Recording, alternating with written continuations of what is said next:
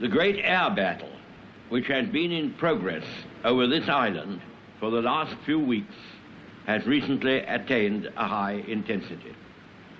It is too soon to attempt to assign limits either to its scale or to its duration. We must certainly expect that greater efforts will be made by the enemy than any he has put forth. Hostile airfields are still being developed in France and the Low Countries, and the movement of squadrons and material for attacking us is still proceeding. It is quite plain, sir, that Herr Hitler could not admit defeat in his air attack on Great Britain without sustaining most serious injury. If, after all his boastings and blood-curdling threats and lurid accounts trumpeted round the world of the damage he has inflicted, of the vast numbers of our air force he has shot down, so he says, with so little loss to himself,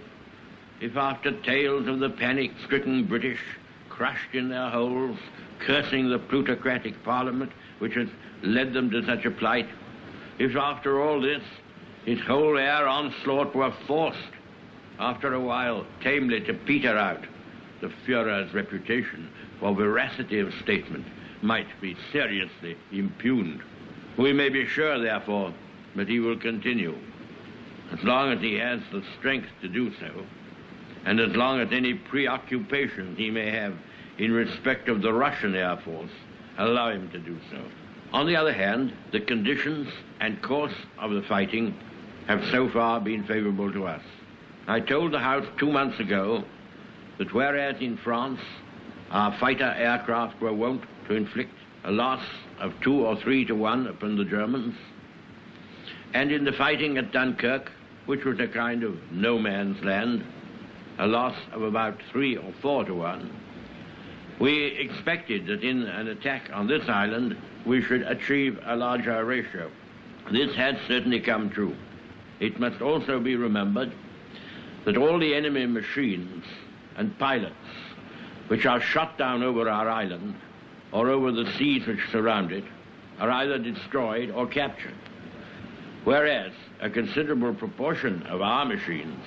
and also of our pilots are saved and soon again, in many cases, come into action. The gratitude of every home in our island, in our empire, and indeed throughout the world, except in the abodes of the guilty, goes out to the British airmen who, undaunted by odds, unwearied in their constant challenge and mortal danger, are turning the tide of the world war by their prowess and by their devotion. Never in the field of human conflict was so much owed by so many